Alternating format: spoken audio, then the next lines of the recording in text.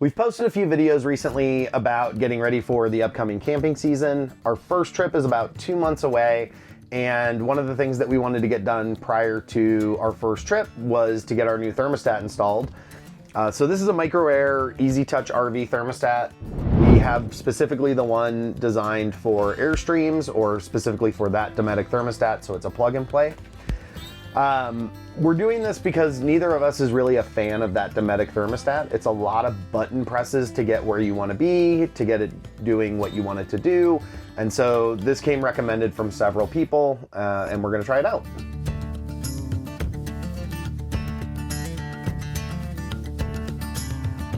So in the 27-foot front bedroom, Flying Cloud, the thermostat is in the bedroom, so we're gonna head to the bedroom and we'll get started there. Okay, so we're in the bedroom, and the first thing we need to do is make sure the power is off. Our power is off because we're winterized right now, so we've got the battery cut off. And then the second thing we're gonna do is move the TV out of the way. That's just gonna give us a little space to work back here. So with the TV out of the way, the next thing we're gonna do is take off this thermostat. As I understand it, this is a pretty easy thermostat to remove. There should just be a clip on the bottom, but this is my first time doing it, so you get to come along with me.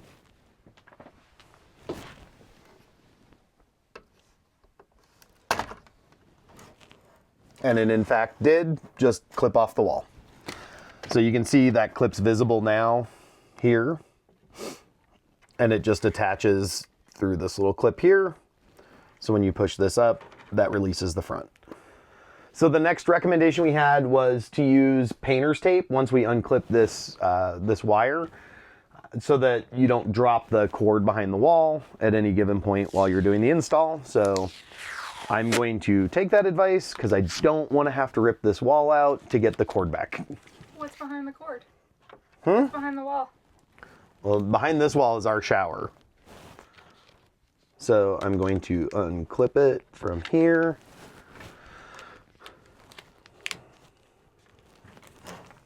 And for now, I'm just going to tape that up there.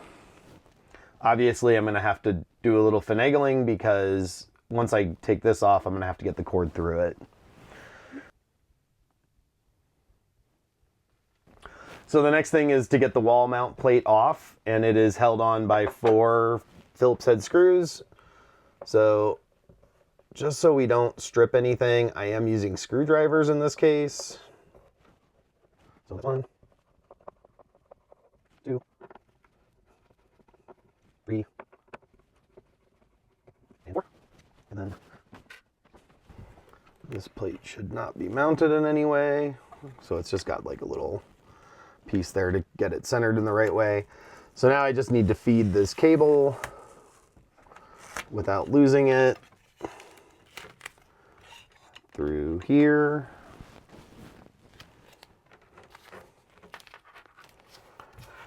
There we go, plate's done.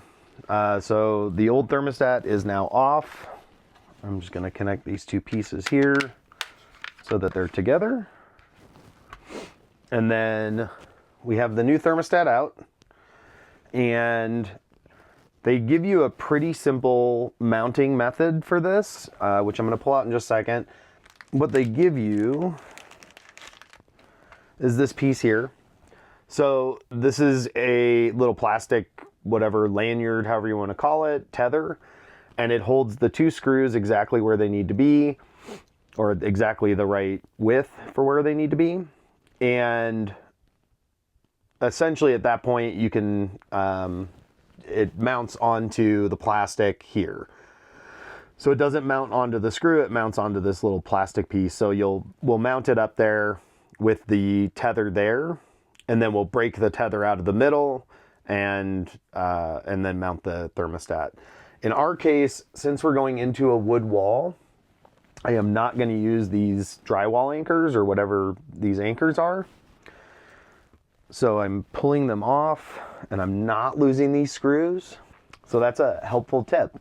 When you're removing the anchors, the screws will then fall out, so don't lose them. So now I've got the tether just by itself.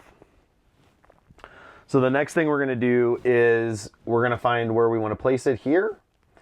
And once it's up, once we've figured out the placement, I am going to drill a couple of small pilot holes.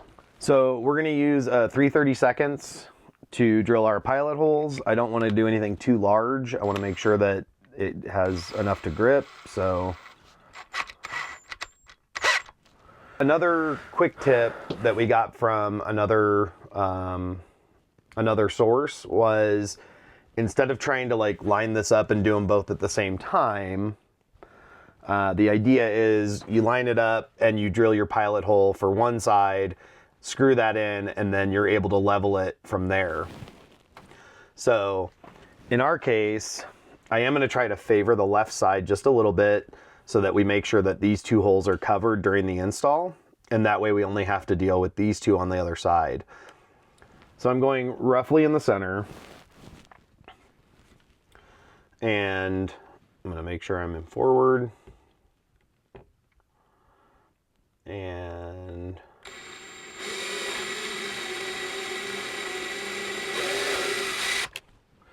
so I've got my pilot hole now, and I'm going to, again, with a screwdriver and not with the drill, I'm going to mount this first piece up here.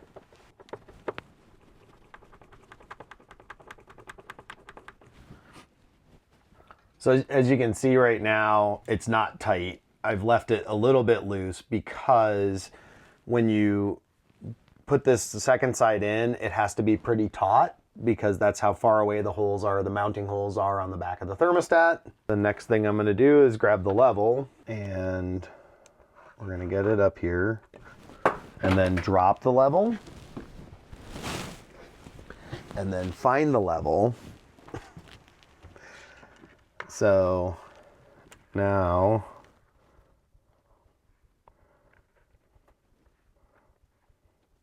we're pretty well level. And I'm trying to just kind of hold that in the right spot. And then, all right, so that's the second pilot hole. At this point, we are done with the drill. That was really all it was used for, is those two pilot holes. So now this piece is coming up. And I probably could have gone a little larger on the pilot hole and made this easier, but I'd rather be safe than sorry. Sneak to the other side here. I said it a little bit earlier, we were trying to favor the left side just a little bit. I don't think I actually did, but with the mounting on here being about somewhere between 1/4 and 1/2 inch, that's going to hide, I think, the holes on the left side, no problem. So the next thing we're going to do is we need to break that piece in between out. So I've just got my knife with me, and I'm going to, well, no, I'm not going to try to pull on it. So I'm just going to try to score it just a little bit. Well, maybe. I need to be on the other side. That's what I'm deciding.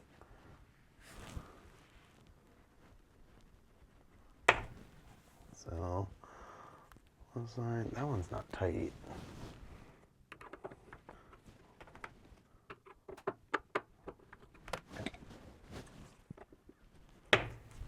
Okay.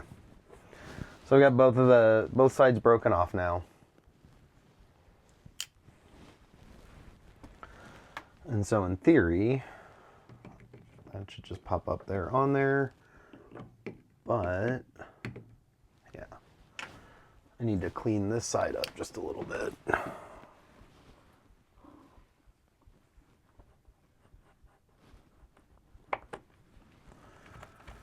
Okay. So this one had just a little bit of an extra notch on it, so I just cleaned that up a little bit. And now I'm going to remove the tape here after I plug this in.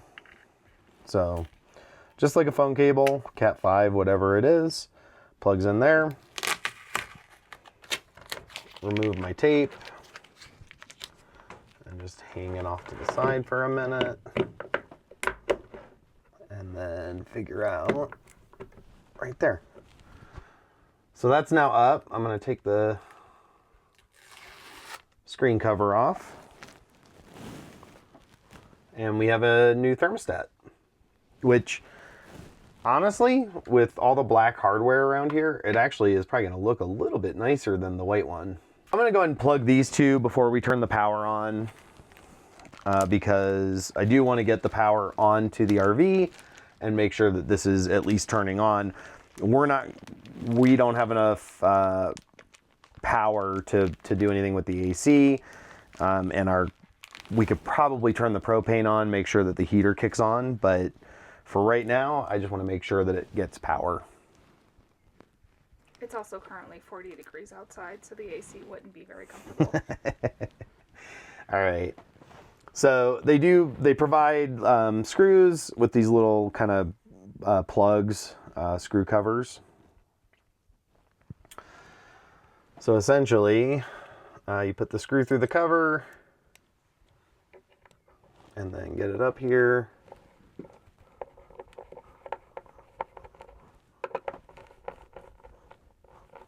All right. And then that flips up and caps. And I guess if you wanted to do this with like wood putty or something, you could. Not to have these little caps here, but I don't think those are super obtrusive, so we're gonna use the caps.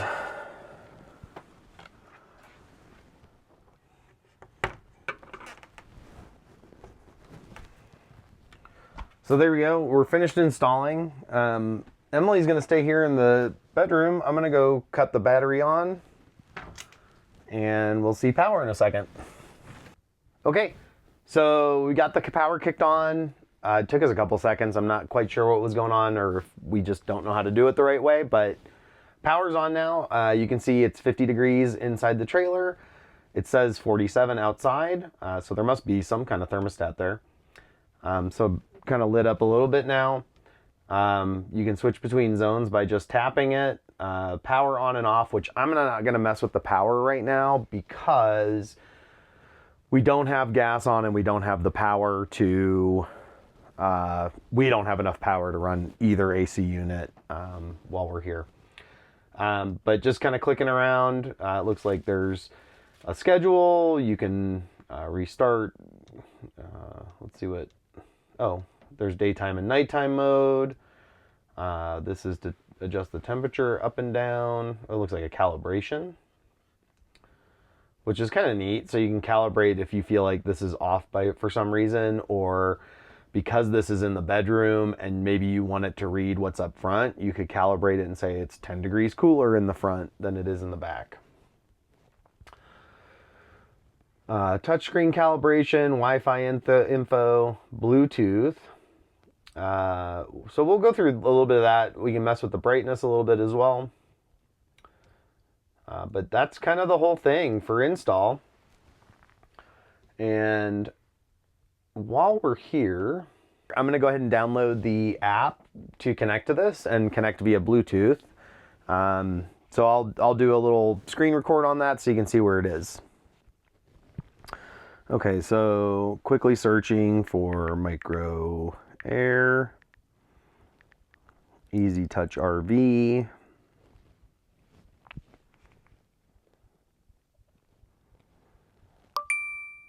So it is downloading and it is downloaded. I'm going to allow it to send me notifications. So in this case, I need to create a new account. I'm not going to screen record that because I learned my lesson last time that when you do that, someone's going to see your password. Nobody saw my password, but I did notice that it didn't black it out while I was typing it. So I'm going to go ahead and get that done really quick. All right, so I'm back to recording. In this case, just because we're in the trailer and I don't have any Wi-Fi available, I am going to choose Bluetooth. I'm going to allow it to use my location while I'm using the app. We're going to allow it to use Bluetooth. You would think, add a device. There we go. So interestingly, I just said find a device on here and it found it immediately. I am going to name this device And we are going to name it Cajun Mile. We're going to call it the RV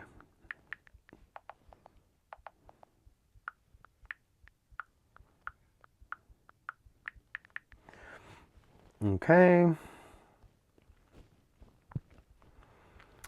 So it now has our trailer here. It is currently synchronizing, so I'm going to give that a minute. I guess I'll do that again for screen